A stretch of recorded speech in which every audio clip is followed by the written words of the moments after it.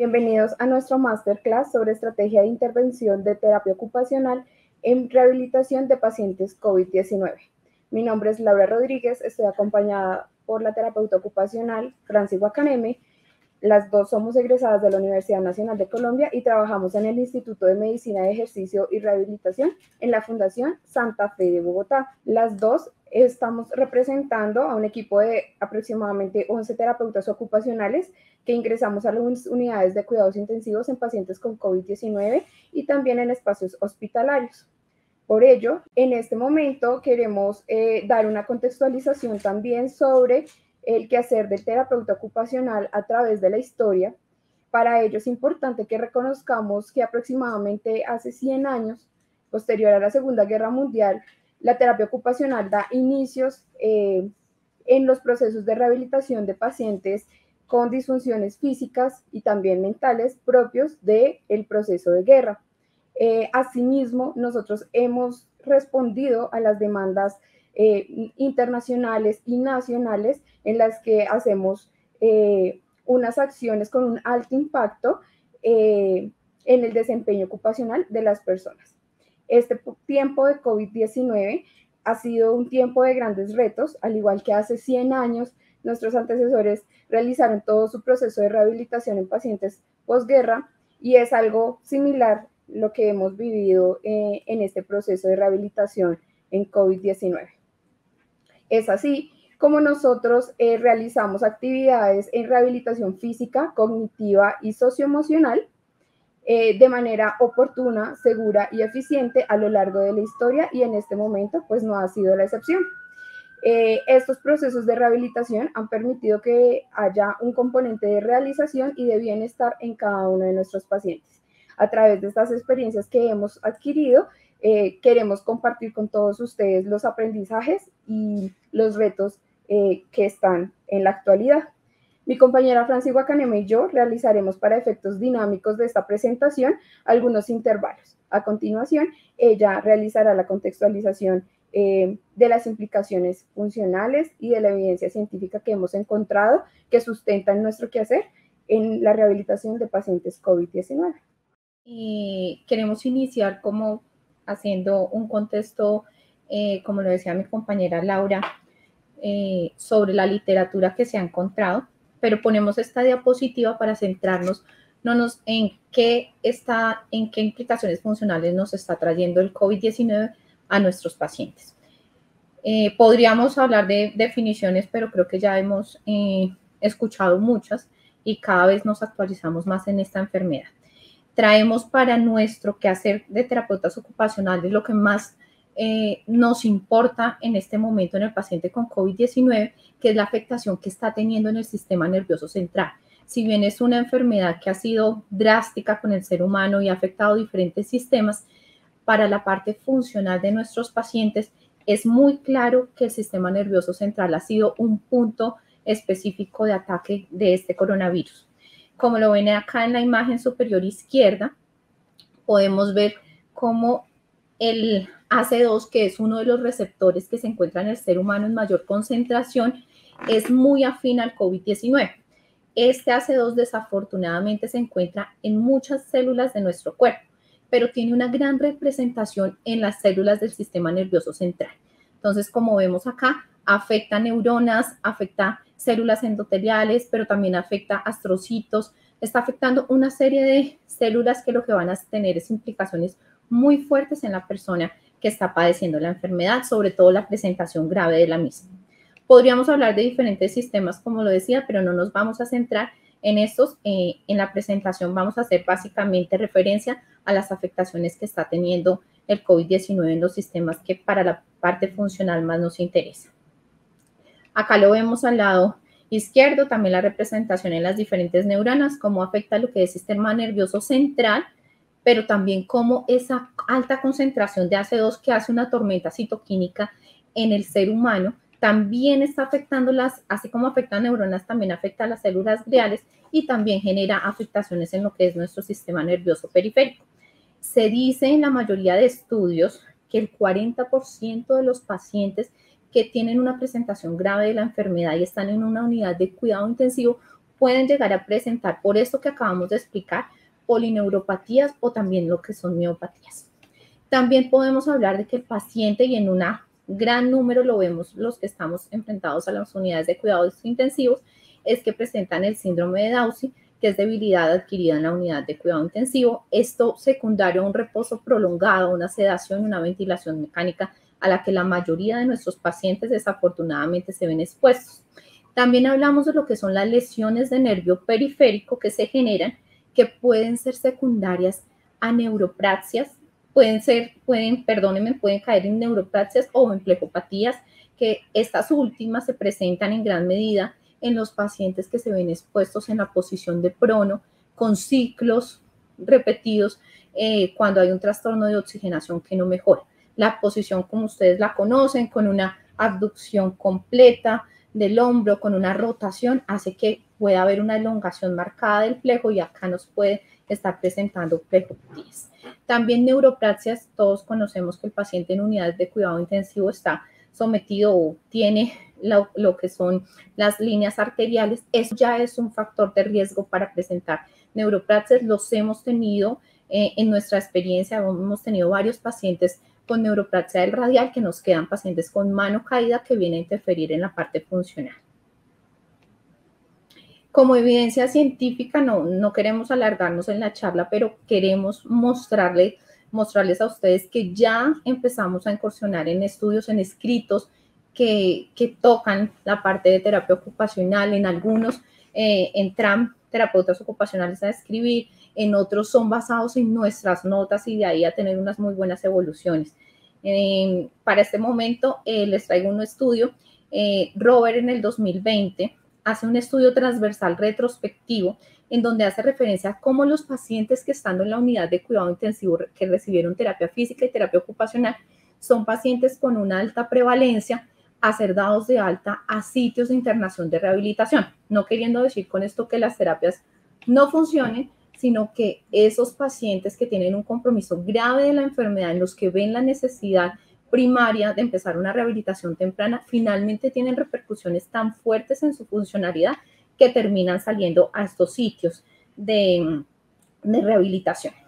También en este estudio mencionan, como en muchos de los estudios, pues quieren encontrar como cuáles son las complicaciones o las variables que afectan más la parte funcional. Ellos encuentran que la edad avanzada y las comorbilidades aumentan el riesgo a desarrollar complicaciones. Pueden ser osteomusculares o de estado funcional, que después van a determinar el sitio para donde serán dados de alta. También traigo a presentación los lineamientos que se generaron en el Colegio Colombiano de Terapia Ocupacional. Si bien el COVID-19 es una enfermedad que surge nuevas para todo el personal de salud, hacia ya año y medio con esta enfermedad, Colombia se ve enfrentado a un reto, terapia ocupacional se ve enfrentado a un reto, y es cómo orientar a nuestros profesionales en su quehacer. Si bien muchos de estos pacientes van a estar en una unidad de cuidado intensivo, tenemos varias presentaciones de la enfermedad. Se hace un consenso de expertos y encontramos con gran sorpresa, varias compañeras de otros países participaron, que definitivamente el terapeuta ocupacional estaba participando en los diferentes escenarios del COVID-19. Tras estos lineamientos se quiere orientar el rol del terapeuta en los diferentes escenarios, y es lo que hacemos varias de las personas que nos unimos a presentar estos lineamientos. Allí se resalta que es fundamental el papel del terapeuta ocupacional para evitar el desacondicionamiento físico y el delirio que será derivado del reposo prolongado, de la sedación y la ventilación mecánica, pero también del aislamiento que sufre la persona que queda dentro de una unidad sin su familia.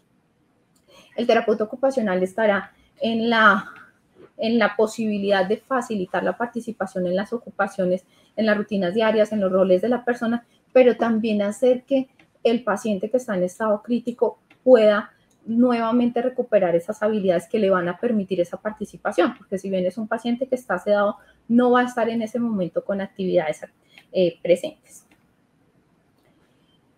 También surge un documento muy interesante en China, que es un país pionero en el COVID, en el que nos muestra que las implicaciones funcionales en este tipo de pacientes con la enfermedad, en una presentación leve, pueden presentar altos porcentajes de diferentes secuelas como son la disfunción del sueño, la poca resistencia al ejercicio, la disnea leve, la ansiedad, el miedo y la poca motivación. Como ustedes lo pueden ver en los recuadros, se acerca a la mayoría o sobrepasa el 50% de las personas que entraron en este estudio presentaban estas secuelas. Entonces es una alta prevalencia y estamos hablando de presentaciones leves de la enfermedad. Ustedes ya se imaginarán lo que significa para las personas que sufren un estado crítico y han permanecido largas estancias en una unidad de cuidado intensivo. Ley, un autor del 2020, también señala cómo la gravedad de la enfermedad por el COVID se relaciona con un estado funcional dependiente al momento del alta, más que lo que es la demografía y hasta las condiciones médicas preexistentes. Como en otros artículos va a mencionar que las comorbilidades tienen gran fuerza, también se habla que la gravedad que presente la enfermedad pues va a tener definitivamente o no va a demarcar unas secuelas para la persona, aparte de lo que es la edad avanzada, que fue lo que conocimos inicialmente. En cuanto a las implicaciones cognitivas y emocionales, encontramos varios artículos, pero principalmente estos dos, en donde se comprueba que existen deterioros cognitivos e implicaciones psiquiátricas relacionadas con los procesos inflamatorios, el uso de medicamentos y los tiempos prolongados en las unidades de cuidado intensivo. Allí se identifica la importancia del terapeuta ocupacional en los procesos de rehabilitación temprana para mitigar mediante técnicas no farmacológicas procesos como el delirium que previenen alteraciones cognitivas mayores y hacer un acompañamiento holístico para el manejo de trastornos psiquiátricos como la ansiedad, la depresión, entre otros.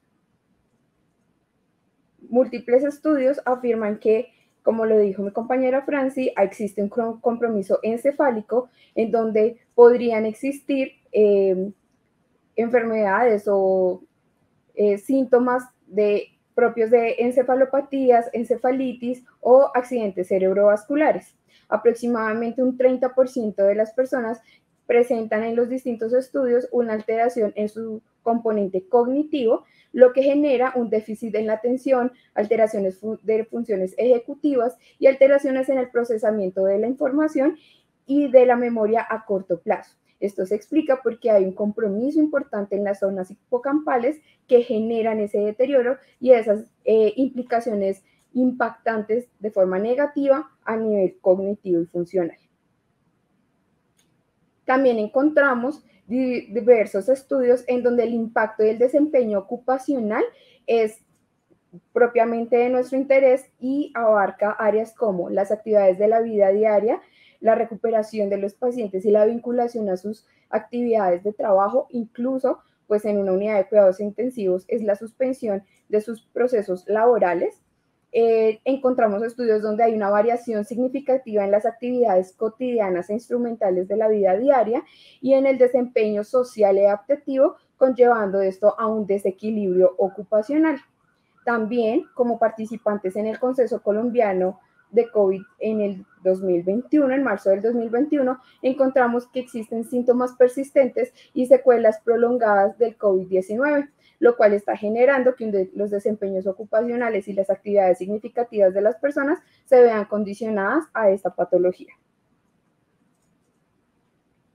Es aquí donde encontramos un esquema interactivo en el que encontramos a un paciente con COVID-19 en su interacción con el ambiente mediante los distintos tipos de actividades, condicionada su participación, el significado y el propósito de las actividades cotidianas o de las actividades que para ellos son importantes. Propiamente dicho, en la ocupación, que es nuestra área de interés. Este desempeño ocupacional se está viendo condicionado por esas secuelas o esos sistemas que se ven afectados por el COVID-19. Vemos propiamente en el sistema cardiopulmonar insuficiencia respiratoria, disnea, fatiga, fibrosis pulmonar, arritmias, hipotensión, hipertensión, que pueden estar generando algunas actividades y alguna realización de este tipo de elementos, de actividades. También encontramos alteraciones en el sistema musculoesquelético, propiamente dicho, en las actividades que implican equilibrio o que pueden estar generando algunos síntomas dolorosos, algunas neuropraxias, miopatías, polineuropatías, que también están afectando la actividad significativa.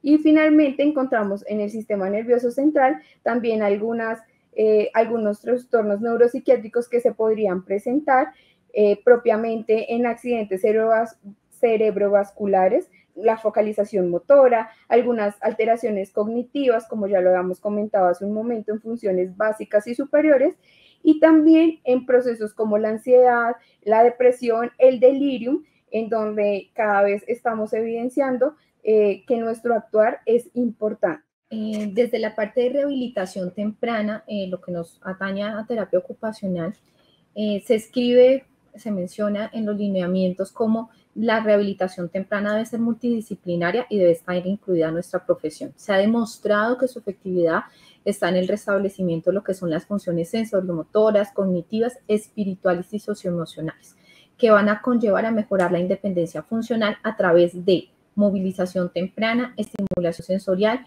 cuidado de piel, prevención y tratamiento de edema y contracturas y la intervención que tenemos desde un inicio con familia.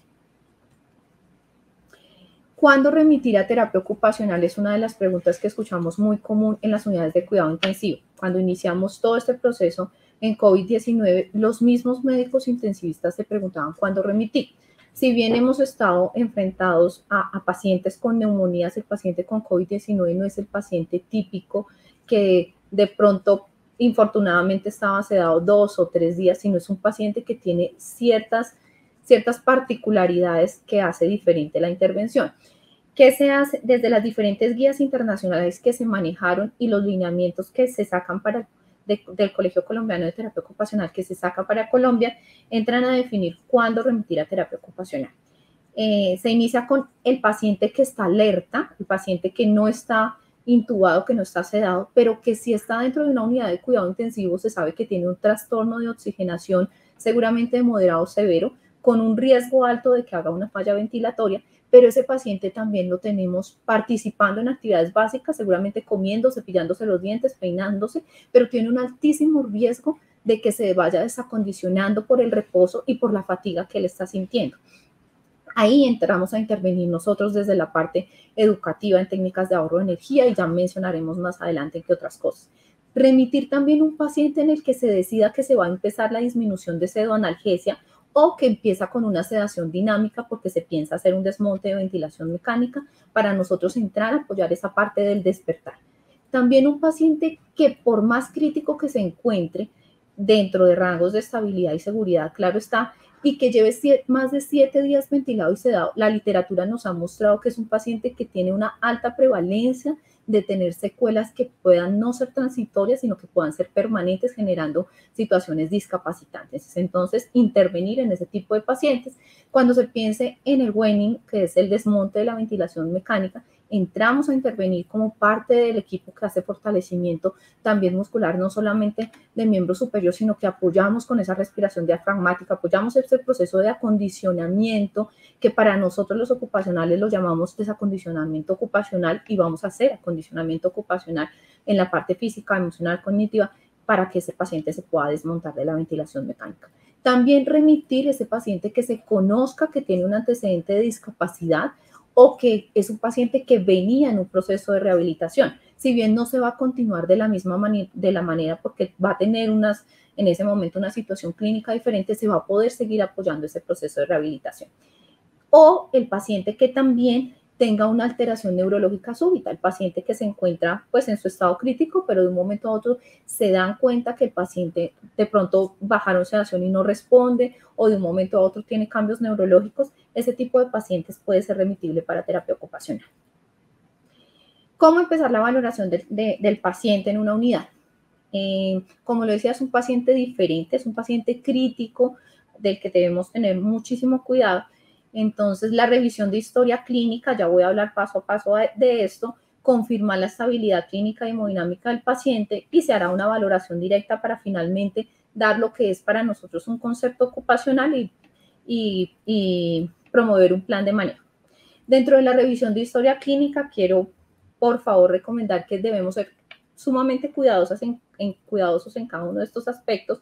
Debemos saber cómo ha sido la historia de la enfermedad, si estamos enfrentados a un paciente que acaba de ser diagnosticado y tuvo un deterioro rápido, o por el contrario es un paciente que estaba en casa con 2 semanas ya de antibiótico y de pronto ha tenido una recaída o tiene complicaciones. Debemos conocer cómo empezó la enfermedad para nosotros entrar a intervenir. Debemos conocer cuáles son los soportes hemodinámicos que tiene el paciente. Es muy importante conocer si el paciente tiene un soporte ventilatorio invasivo o no invasivo, porque eso va a depender cómo yo pueda dirigir la valoración o no, y debo prepararlo antes de enfrentarme a ese paciente.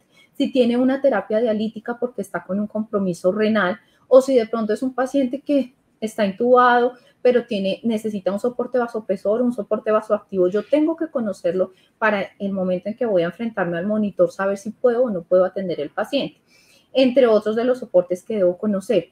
Los antecedentes personales para nosotros como terapeutas ocupacionales es primordial que yo trate de hacer un acercamiento con familiares, sea vía telefónica, por las videollamadas que se hacen dentro de la unidad, pero es importante que yo lo sepa, o si el paciente está despierto, que yo haga una muy buena historia ocupacional de ese paciente. También tratando de rescatar lo que son esas actividades significativas para él, porque seguramente posteriormente eso me va a servir en ayudar a despertar el paciente y hará parte de mi estimulación cognitiva y de mi estimulación sensorial. Es importante conocer la profesión, la ocupación, los gustos, los intereses de ese paciente. Los antecedentes clínicos, más que importantes, son vitales en el paciente, porque nosotros debemos conocer, hacemos movilizaciones desde un inicio, debemos conocer si el paciente de pronto tiene una artrosis, si tiene una lesión de manguito rotador, o si el paciente ha tenido un reemplazo. Yo debo conocer eso para saber cómo va a ser la biomecánica mía con ese paciente.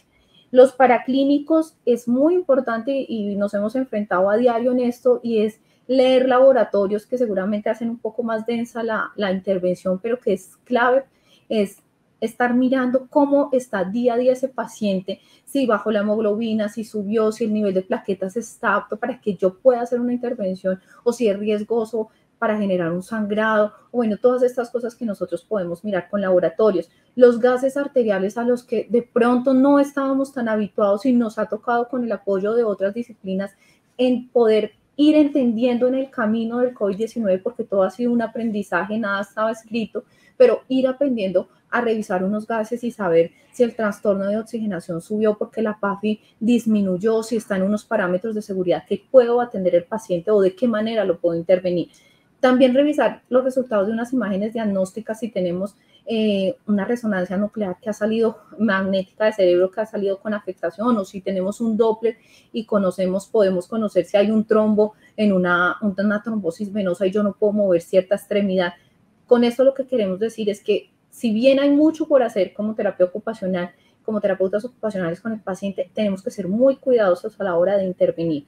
El nivel de sedación lo tenemos que conocer. Para eso, en la mayoría de unidades, no solamente de nuestro país, sino internacionales, se ha medido con la escala RASS, que es para medir cómo está el nivel de sedación y agitación del paciente y saber hacia dónde lo quieren llevar los médicos. Nosotros tenemos que conocer eso para saber hacia dónde también vamos a orientar. Si el médico hoy lo quiere tener dormido en un RASS de -4, nosotros no vamos a poder entrar a hacer técnicas facilitatorias si lo que el médico quiere es otra vía. Tenemos que estar además en comunicación con los profesionales. Y por último, el estado clínico en las últimas horas, porque aunque de primeras diga que debemos revisar la historia clínica, puede ser tan cambiante el paciente con COVID-19 que ustedes han revisado una cosa y cuando van a atenderlo en 2 horas puede estar diferente. En la valoración directa, como lo decía, conocer el nivel de conciencia. La escala acá rápidamente trataré de presentarla. Si al final alguien quiere hacer preguntas o revisar las escalas bien a fondo, lo podemos hacer un poco más a fondo porque el tiempo no nos va seguramente a dar. Pero acá en la escala RASS, ¿qué es lo importante? Es que en 0 es el paciente que está alerta, tranquilo, el paciente que está despierto. De ahí para abajo, negativo, -1, -2, empieza a ser el nivel más aumentado de sedación, hasta llegar al nivel 5, que es el paciente que se tiene con relajación neuromuscular, y es una sedación profunda en donde no va a haber interacción con el medio del paciente. Cuando se empieza a disminuir la sedación, pues siempre se va a querer que el médico llevarlo a un RASS de 0 para poder desmontar lo que es la parte ventilatoria. Si el paciente está con un RASS positivo, tenemos que tener cuidado. Si está en un +1, es el paciente que aún no está violento, pero que está ansioso, podemos entrar a intervenir. seguramente desde modelos de técnicas inhibitorias, de modulación sensorial, de regular como esas funciones autonómicas del paciente frente a los estímulos. Pero si el paciente ya está en +2, que es un paciente agitado, que empieza a tener movimientos frecuentes, tenemos que tener cuidado, porque ha sido muy común el paciente que hace lesiones autoinfligidas pulmonar por esa ansiedad, esa agresividad, empieza a tener una pelea con el tubo orotraqueal y genera un daño que pues puede tener secuelas irreversibles o hacer que el proceso que venía en mejoría se revierta y toque volver a sedar. Tenemos otras escalas, más adelante Laura va a explicar, en la presencia del delirium, también sale como una recomendación del consenso colombiano al que tuvimos oportunidad de participar con Laura, desde nuestra profesión de terapia ocupacional, y es que el paciente que se va a valorar cognitivamente, primero tenemos que identificar si hay o no presencia de delirium, porque eso nos puede entrar a alterar las pruebas cognitivas. Se recomiendan 2 escalas, que es la CAM-IQ y la DRS-98. En la valoración motora es importante, ahí, digamos, lo que se viene haciendo generalmente, que valorar arcos de amplitud articular, no con goniometrías, una valoración un poco más global, más observacional, la fuerza muscular con la escala que conocemos todos, la MRS, también la valoración funcional de patrones motores, y sobre esto tenemos que decir que al hacer una revisión en literatura minuciosa, encontramos desafortunadamente que no hay mucho escrito, pero los terapeutas ocupacionales sabemos cómo trabajamos nosotros frente a patrones motores. Al llevarse al consenso en el que participábamos más de 300 personas, se lleva a votación toda la parte de patrones motores, las diferentes personas que están interviniendo en una unidad, y se llega a la conclusión que definitivamente está muy alterado en el paciente con COVID-19 y que el paciente por reposo prolongado puede estar sufriendo una grave alteración en lo que son sus patrones de movimiento. Nosotros propusimos dentro del consenso y fue llevado a bien la valoración ULMAS, que es una valoración que, si bien se extrapola para el COVID-19, no es una valoración propia pues de esta enfermedad, es una valoración muy completa en la que se puede entrar a cuantificar cómo están los patrones motores, surge para eventos cerebrovasculares y en focalizaciones motoras, pero al hacer una revisión de la literatura se encuentra que en este tipo de pacientes que se ve tan afectados los patrones motores se puede hacer una valoración con esta escala. En esta escala, la ULMAS es una subescala que podemos medir toda la parte que es de patrones funcionales más que de movimiento, y son tareas sencillas, avanzadas, las llaman acá, que se pueden hacer dentro de una unidad de cuidado intensivo COVID y que no necesitan mayores elementos. Acá, como lo ven, trazar una línea, el solo hecho de entregarle el esfero y que el paciente sea capaz de hacer un alcance frontal, una extensión de codo, que pueda agarrar el elemento que él quiere, que pueda coger una pinza, que pueda hacer la línea horizontal, después una línea vertical, tiene como los segundos en los que debe hacerlo, pues ahí nos da toda una información que nosotros necesitamos y que podemos cuantificar a la hora de querer ver los avances en ese paciente. El único elemento que sería difícil de conseguir serían los frijoles, pero eso se pueden cambiar por bolitas de Servillets. Y ahí está toda la creatividad de nosotros los terapeutas ocupacionales.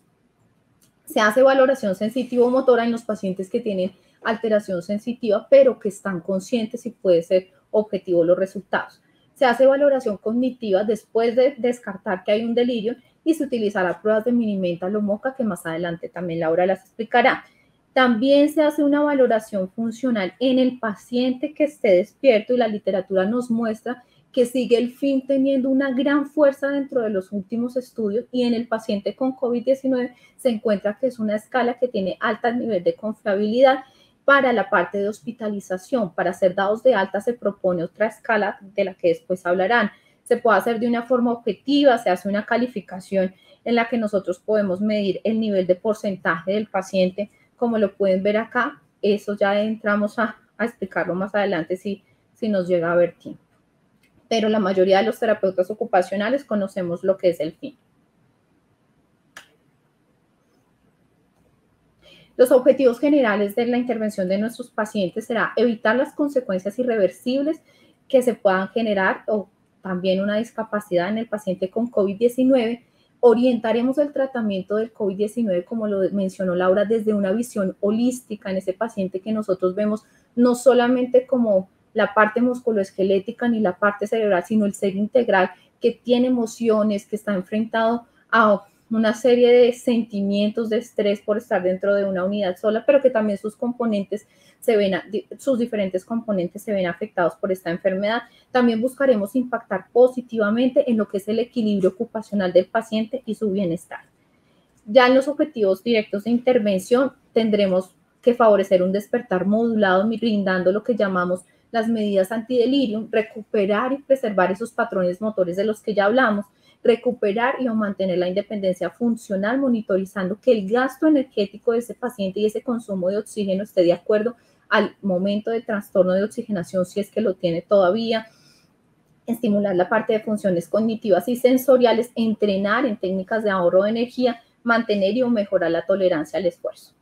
¿Cuáles son las estrategias de intervención que nosotros traemos como propuestas? Lo primero, y si ustedes ven esos círculos, es que somos un equipo multidisciplinario. Nosotros no estamos solos y no podemos hacer muchas cosas si pensamos que estamos trabajando únicamente unilateralmente como profesionales, ¿no? Necesitamos de cada uno de nuestros compañeros.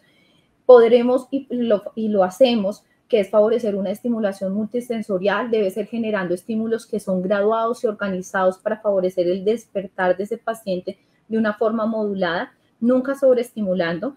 Las medidas antidelirium no farmacológicas, la movilidad temprana en la que nosotros también como terapeutas ocupacionales entramos a intervenir, con movilidad pasiva en el paciente que está completamente sedado, con ejercicios activos asistidos en el paciente que ya está despierto, con ejercicios activos, todo con énfasis en miembros superiores y desde una orientación desde la parte ocupacional.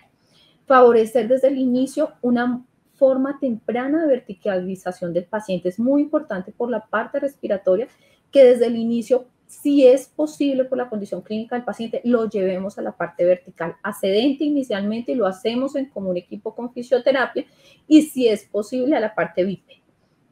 Entrenar en cambios de posición, manejo de control cefálico y de tronco porque lo vemos en el paciente que está desacondicionado de manera severa. Debemos implementar también estrategias de comunicación en los pacientes que están conscientes y están intubados y esto con apoyo de fonoaudiología. Proponemos actividades terapéuticas que generen y promuevan patrones motores, actividades sencillas, sin materiales, porque allá nos vemos enfrentados a que tenemos nuestras manos, nuestra creatividad y los elementos del medio ambiente que pueden ser, incluso lo veremos en videos, hasta los medicamentos de los pacientes. Educar al paciente, al equipo, todo de enfermería sobre la parte del posicionamiento funcional del paciente será vital para evitar cosas como la tensión del plexo braquial y la tensión indirecta que ya lo hablábamos con la familia. Que es importante que ustedes tengan en cuenta que podamos medir ese porcentaje de objetivos que cumplimos antes de ser dado de alta el paciente, sea de una unidad de cuidado intensivo o de una hospitalización, que usted replantee los objetivos si el paciente sale a estar en una hospitalización COVID con lo que ya haya alcanzado y que nuestra meta final siempre va a ser que el paciente recobre la funcionalidad previa a la enfermedad. Acá vemos el paciente en una posición prono, como lo mencionábamos, uno esperaría que por la fuerza de gravedad el paciente tuviese su mano abierta y acá ya lo podemos ver cómo está la posición de la mano con una flexión de interfalanges, con un edema que seguramente está facilitando esa flexión y que si no intervenimos nosotros desde una parte temprana puede tener implicaciones importantes en la parte de sus patrones motores. En este proceso, en estas imágenes también es importante que tengamos en cuenta nuestro quehacer y las acciones que realizamos a través del adecuado posicionamiento articular de las personas en la unidad de cuidados intensivos. Vemos aquí entonces las adaptaciones que podemos proponer para evitar o mitigar el riesgo pues, de pie caído, también las propuestas que podríamos empezar a realizar para realizar el adecuado posicionamiento a partir del uso de ayudas técnicas, como lo vemos en la imagen. Acá, como podemos ver, un paciente que está inmovilizado, que desafortunadamente es el panorama que tenemos del paciente con COVID, para evitar que se retiren los elementos. Los pacientes toman ya, no solamente en prono, como lo mostramos anteriormente, sino también estando en supino, el paciente ya no es capaz de estirar sus dedos. Nosotros entramos a apoyar esa parte de movilidad pasiva que muchas veces nos preguntan, pero nosotros los terapeutas ocupacionales, sí, si ustedes ven, son metacarpofalángicas que ya están en neutro, pero interfalanges que movilizando podemos ayudar a que ese cierre de puño después nos favorezca un patrón de agarre profundo en un agarre cilíndrico que puede apoyar a coger un utensilio como la alimentación y que el paciente pueda volver a comer.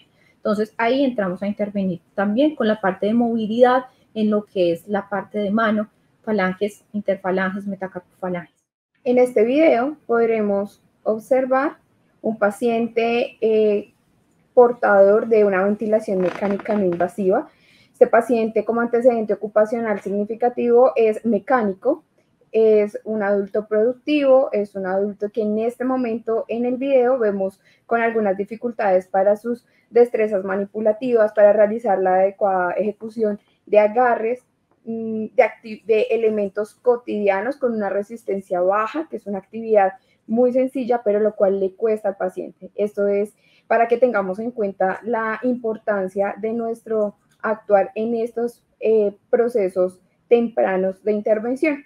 Es importante aclarar que este paciente fue intubado y eso también genera una historia ocupacional, una historia clínica importante y de pertinencia para nosotros, porque teniendo en cuenta este tipo de imágenes, nosotros podríamos empezar a continuar un proceso de rehabilitación en pro de favorecer esas destrezas, esos agarres, esos patrones motores finos y también gruesos que más adelante seguramente por el tiempo de intubación podrían estar comprometidos.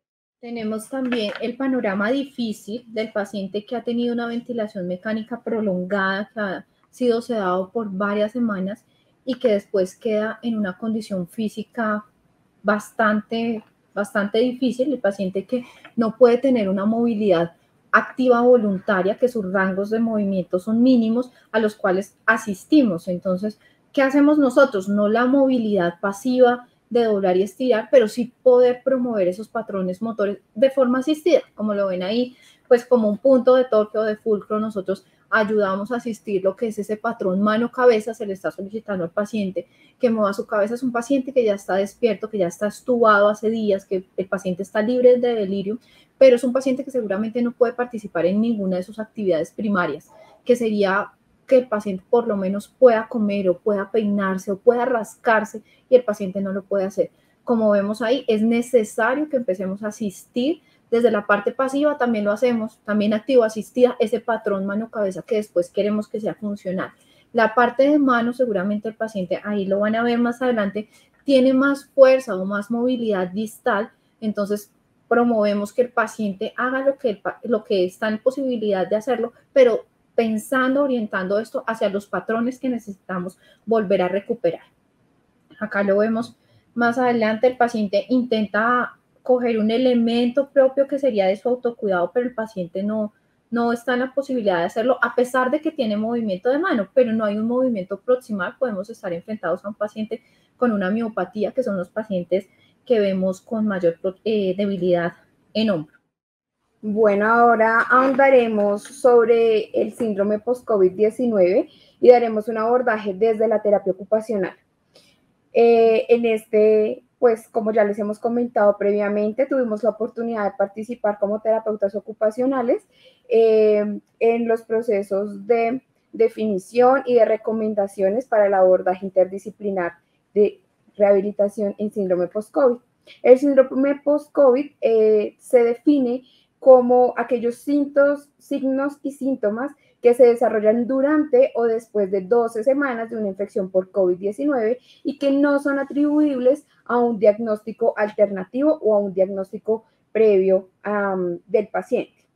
Encontramos entonces en las guías NICE que las implicaciones funcionales en el síndrome post-COVID incluyen los dominios de deterioro funcional en un 64%, fatiga en un 69%, deterioro en la calidad de vida en un 72% y problemas de la función mental y o cognitiva en un 36%.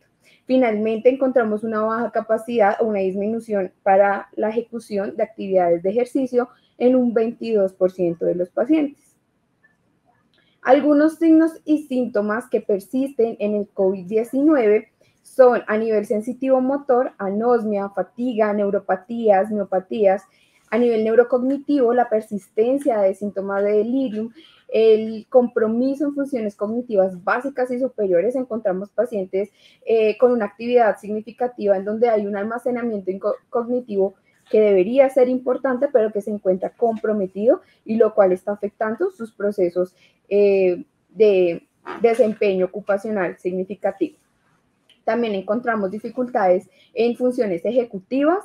Continuamos con algunas asociaciones en cuanto a la depresión, la ansiedad y el estrés. Y como vemos en la imagen, genera también unos procesos neurofisiológicos persistentes que están afectando la ejecución de actividades que antes eran con una demanda menor, pero que ahora pues les está costando mucho más en cuanto a la vinculación y a la participación. Algunas características del desempeño ocupacional en el síndrome post-COVID, principalmente el deterioro y la dificultad para la participación. En términos de autocuidado, encontramos pacientes con fatiga en actividades con demanda leve y moderada, actividades tales como comer, como trasladarse, como cocinar, actividades como tender la cama. Encontramos un gran número de pacientes con fatiga en este tipo de actividades que antes se realizaban con mucha más fluidez y mucha más destreza. También encontramos restricción en la participación y asistencia total o máxima por parte de los familiares hacia el paciente. Encontramos en ocio y esparcimiento actividades que estas se convierten en actividades poco estimulantes, hay un declive en el sentido y en el significado de estas actividades y hay dificultades en encontrar tiempos de descanso. Esto se puede estar relacionando a procesos de ansiedad en los que el paciente quiere recuperarse de una forma pronta, pero eso le genera dificultad para establecer tiempos de descanso y tiempos de pausa entre actividades o en la misma ejecución. Y finalmente, en términos de productividad, encontramos que hay tiempos prolongados para retomar sus actividades laborales. Muchos de ellos son padres o madres o familiares cabeza de hogar.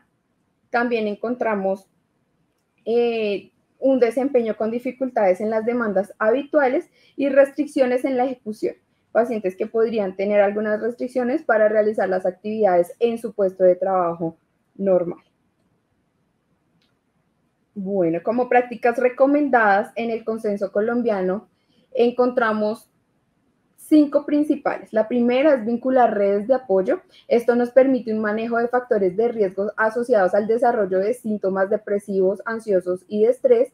Esto también podríamos abordarlo desde la unidad de cuidado intensivo, generando procesos de comunicación con familiares y con personas significativas.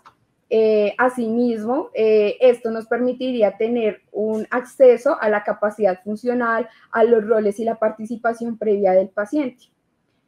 También se nos sugiere hacer una valoración oportuna, que se define como una valoración global, personalizada, que incluya dominios de funcionalidad, estado físico, estado emocional, condición cognitiva y la calidad de vida, aplicado en una escala de dominio para cada uno de estos componentes.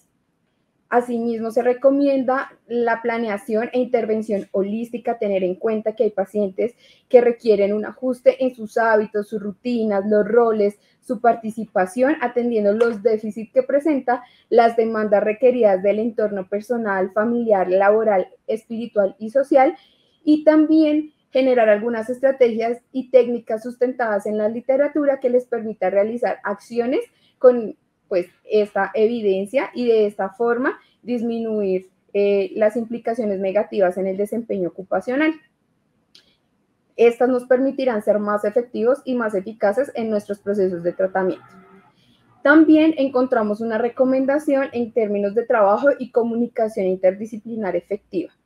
Esta promoción de espacios de interlocución continuos con los distintos compañeros, como lo decía Franci, nos va a permitir disminuir los tiempos prolongados en estancia en UCI, en hospitalización, y también nos va a permitir ser más efectivos respecto a los roles que tendremos o las áreas de acción y los objetivos que tenemos con nuestros pacientes.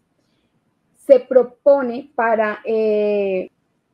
en el consenso previo al egreso de las hospitalizaciones, bien sea de UCI, bien sea ya finalizando para regresar a casa, se propone el uso de la PCSF, que es la escala de estado funcional post-COVID-19, que ahondaremos más adelante.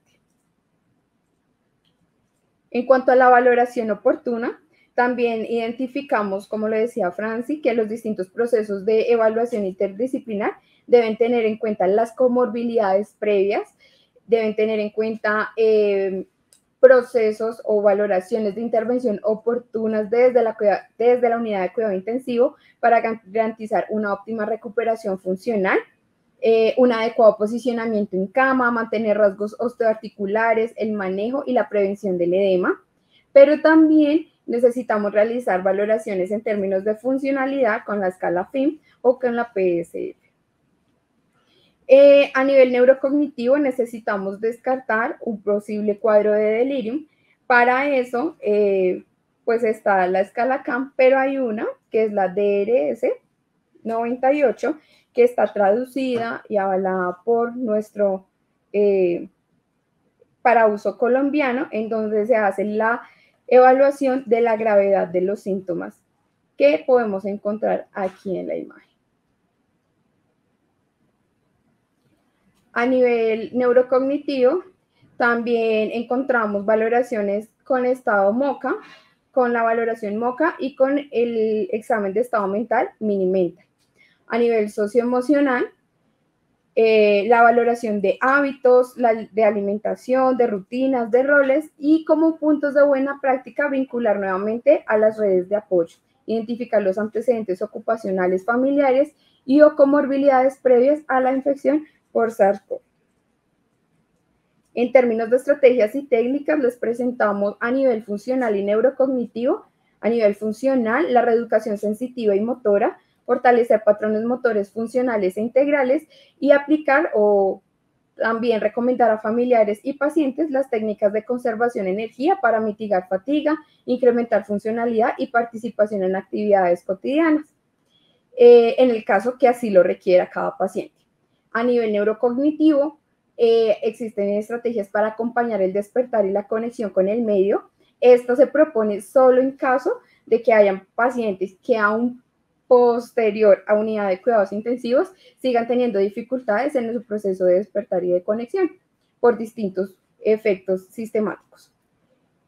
Y se recomienda a nivel cognitivo la estimulación con técnicas de mnemotecnia, gimnasia cerebral, retos diarios modulados a nivel básico y complejo que involucren las actividades de la vida diaria. Finalmente, se recomienda una comunicación efectiva donde verifiquemos la capacidad de introspección, receptividad y consolidación de la información de la persona y su familia. Como aspectos positivos y posibilidades, nuestro proceso o nuestro acompañamiento permite que el paciente incremente, tras la visión holística de sus necesidades, incremente su motivación, con ella haya una mayor adherencia al tratamiento, un incremento en la participación funcional y con ello finalmente la independencia en lo posible total o máxima del paciente en sus actividades cotidianas. Apoyamos los procesos en términos de costo-efectividad, reduciendo la progresión de síntomas, el manejo de contextos intrahospitalarios, ambulatorios, domiciliarios y virtuales han hecho parte no solamente de nuestro actuar en la fundación, sino también en otros colegas en los que sabemos que han estado apoyando los procesos de rehabilitación y vinculación del paciente en sus actividades cotidianas y el manejo integral. Agradecemos a nuestro equipo de trabajo, agradecemos a la Fundación Santa Fe y a ustedes por su escucha.